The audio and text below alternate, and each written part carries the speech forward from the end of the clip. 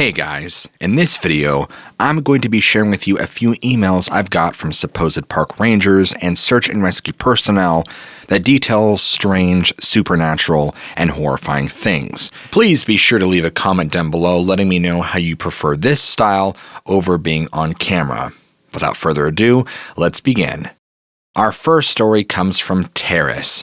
Now, Terrace worked in search and rescue briefly back in 2001, and he recalls one event while trying to find a missing boy of the age of 10 who had been gone for roughly 12 plus hours in the Sawtooth Wilderness in Idaho State. The boy was last seen with his family when the family turned their backs for one brief moment, and like many other similar missing person cases, they turned back around and the son was gone. Now, Terrace didn't relay to me the location that this had happened at, just that it was in the general Sawtooth Wilderness area. Now, for those that don't know, the Sawtooth Wilderness in Idaho State is roughly like 220,000 acres of forest-ish, right around there. And so it wasn't long before search and rescue were deployed to help look for this boy.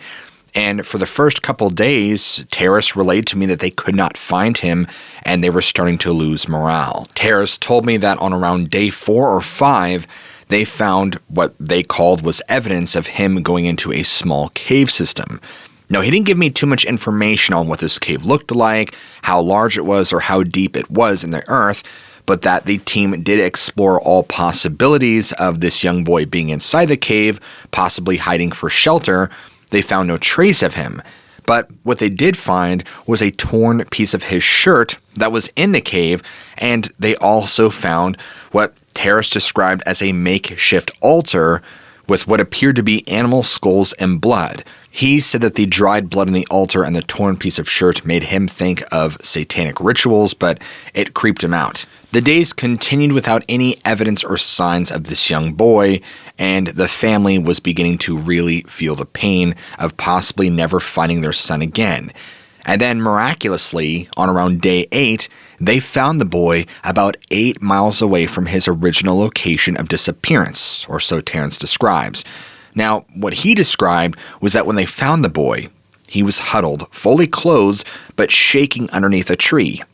Now, it wasn't too cold out, it wasn't raining, and it looked like he had been perfectly fed, perfectly clean. There wasn't a scratch on him, but he seemed incoherent and unresponsive.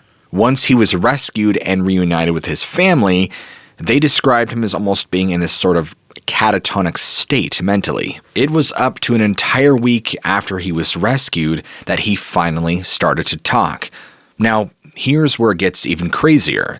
He finally starts opening up and talking again, coming back to his old normal self, when he tells his family exactly what had happened, or at least to a degree. This boy described that he was snatched by a large, what he described in verbatim was a bear man, and was apparently taken care of for the whole 8 days of him being gone. The boy described that this bear man fed him cooked meat and was given fresh water to drink. He told his family that he had slept in a makeshift bed of sorts underground, and what the boy said was a cave while this bear man took care of him and even protected him from almost being mauled by a cougar. The boy described that the cougar, upon sneaking up on the boy, was grabbed by this bear man, and the bear man twisted its head like it was an origami piece or something. Then the boy described the bear man eating the carcass of the cougar. The bear man every morning would make sure this boy had plenty to eat, and apparently would even talk to the boy, saying that they had a long ways to go to get to their destination. When the boy would ask this bear man where they were going or what they were doing, he would not respond. On the day the boy was found, the bear man had apparently informed the boy he was to stay put while he gathered food for him. The boy described this bear man as waving his hands over the boy's face and rendering him in a trance-like state that would last days. Now, Terrace never revealed the name of the boy or the family, but probably out of protection, I assume. Again, this was in 2001 when Terrace was serving in search and rescue for a short time. Terrace did go on to do some work as a park ranger in other states, but never elaborated on what park and where. He has done several search and rescue missions, but stated that this was by far the most bizarre and strange he's ever experienced. Now, fast forward to around 2013 or 2014, this is when Terrace describes discovering David Paulides' Missing 411 series, in which he came across multiple cases that were nearly identical to the one he described to me. Terrace described being so freaked out by this because of the similarities between other missing children cases that he wanted nothing to do with the national park system. He informed me that more cases similar to this had happened since 2001 that he is aware of, but informed me that more cases similar to this had happened since 2001, and that he was only aware of this one because he was directly involved in the search and rescue case of this young boy. Either way, it is extremely weird, and as an ending note, claims that these are the kinds of stories that keep him up at night. This next story comes from a park ranger who worked in the Grand Teton National Park from the years of 1994 to 2002. His name was Ray, and while Ray described never having a one-on-one encounter with Bigfoot or anything that goes bump in the night, like I detail on my channel, he has come across some strange things in the woods that he can't quite explain. He goes on to detail several of them. The first being in his first few years of being a park ranger. Now, he can't remember exactly what he was doing, but recalls that he was probably clearing out brush for a popular trail at the time, right after a fierce windstorm had swept through the area. He recalled getting this tingling sensation on the back of his neck as if he was being watched, a feeling that he blew off initially because there's probably multiple reasons for this. There could be a cougar nearby, there are bears, so this is nothing that's necessarily creepy. But what he noticed after a short time was that the woods around him had gone completely silent and still. If any of you out there listening to this are experienced hunters at all, then you would know that this is an obvious sign of a predator nearby. Fortunately for Ray, he was armed, and so the thought of a large bear or cougar potentially stalking him didn't really do much to him. This is until he heard the sound of a large tree falling not more than 100 yards away. He explained to me that he couldn't see the tree fall, but he could sure hear the commotion. It sounded as if a bulldozer had knocked the entire tree over, and that it was so loud because he could hear it literally being uprooted from the ground and shoved. This did startle Ray, and after the sounds of the tree falling had stopped, the forest went silent yet again, and he went to investigate. Now, I'm sure all of us listening are screaming, why on earth would you go investigate? Ray was curious, he described, and not at all sucked into the fears that many of us experience while being in the deep woods. Ray described that in a small meadow, roughly 128 yards away from where he was, appeared a large Douglas fir tree that had not only been ripped and uprooted from the ground, but it appeared to have been thrown. He detailed that it appeared as if something had torn this tree out of the ground and chucked it in the direction about 50 feet into the other trees and foliage.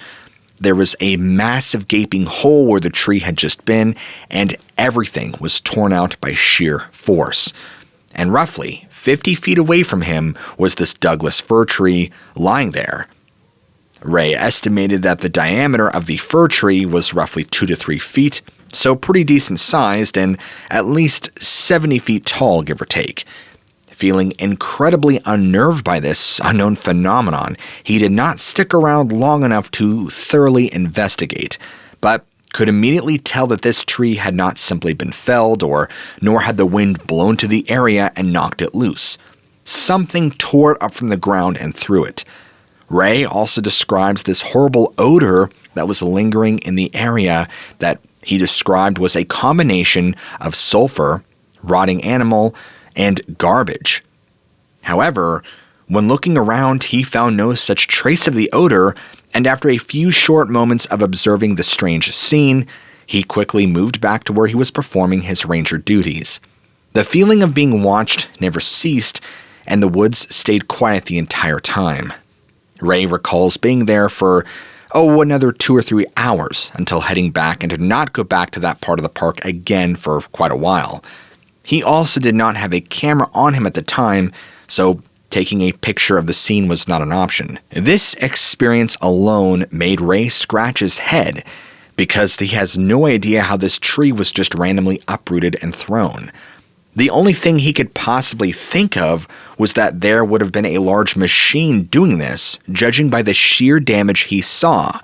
But there were no sounds of machinery. There was no evidence of machinery, not in and around the area or tracks in the ground. It's as if this tree just levitated itself out of the ground and was thrown. Ray described to me that this one still really bothered him.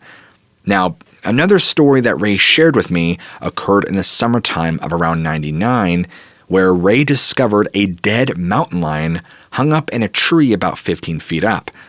Upon closer inspection, he made the disturbing discovery that this mountain lion had its head and 2 front arms completely torn off its body, not cut, not eaten, but actually torn by force.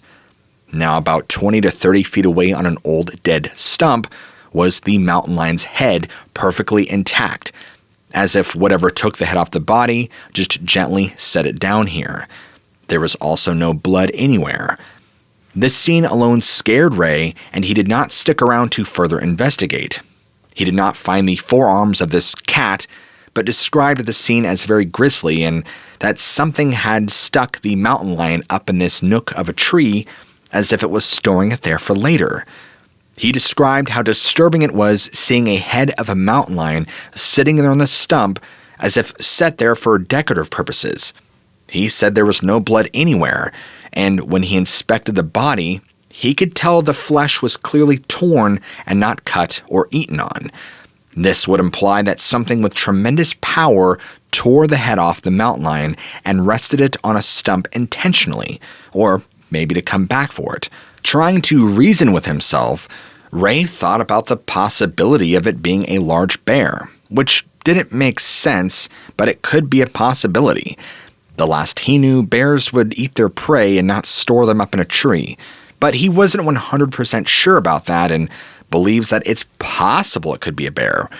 He did find the lack of any blood very strange, and the fact that its body was stuck in the nook of a tree as if intentionally stuck up there. It wasn't just thrown or carried up there. Something intentionally stuck it up there to keep it secure. I'd asked him about the possibility of this being done by a person, and Ray told that it was possible, but why would somebody rip the head off when they could just cleanly cut it off with a knife or another tool? He also dismissed any notion of this particular case being supernatural in any way, but described it as eerie nonetheless. And this last story Ray shared with me, one of his good buddies that also worked as a park ranger talked about a certain portion of that backcountry that they refused to go into because apparently it was known for satanic rituals often being performed there. For a long time, Ray did not believe in him, and at one point or another had found himself back in the same stretch of backcountry doing maintenance work of some kind. He did not elaborate. And just like in the first story, somewhere along the way, Ray recalls the woods around him going quiet and beginning to feel uneasy. He didn't describe it as being watched or anything like that. It was more along the lines that he did not feel comfortable, like his gut instinct knew something just wasn't right. It wasn't too long after when he stumbled upon a large pentagram burned into the ground. There were also large animal skulls and bones hung up around the trees in this area. It looked exactly like someone had been performing a ritual back here. And Ray described the entire feeling of this small clearing reminiscent of static electricity, that the air and energy felt different, the atmosphere felt not good. It felt like he shouldn't be there. He couldn't quite understand how something so large burned an actual pentagram into the ground, because upon closer inspection, it looks like something with great heat and precision did this. Of course, he acknowledges there are many tools that can do this, he just wasn't exactly sure what. Ray understands that there of course is satanic rituals that happen in many of our national forests and parks, and tries to stay away from all of it. Fortunately, he has not witnessed any sacrificing of any kind or any of the darker aspects of cult rituals or sacrifice, but recalls that upon stepping back there, he instantly knew why his friend would not go to that same section of the backcountry. Ray also reiterated to me that he does not believe the notion of aliens, UFOs, or Bigfoot, but does understand and accept that there are just some strange and unexplainable things that happen in our national parks and our national forest. After telling him about some of the stories I've heard and shared on my channel, he keeps an open mind, but again, is adamant there is no such thing as Bigfoot or ghosts or spirits, and that although the things he's encountered are strange and potentially unexplainable, he believes that somewhere, somehow, there is a way to rationally explain everything. But more importantly, what do you guys think? Are all these strange happenings just creepy, fictitious stories? Or are there truly strange, disturbing, and unexplainable things happening within the deep woods and our national park systems? I'll let you guys decide.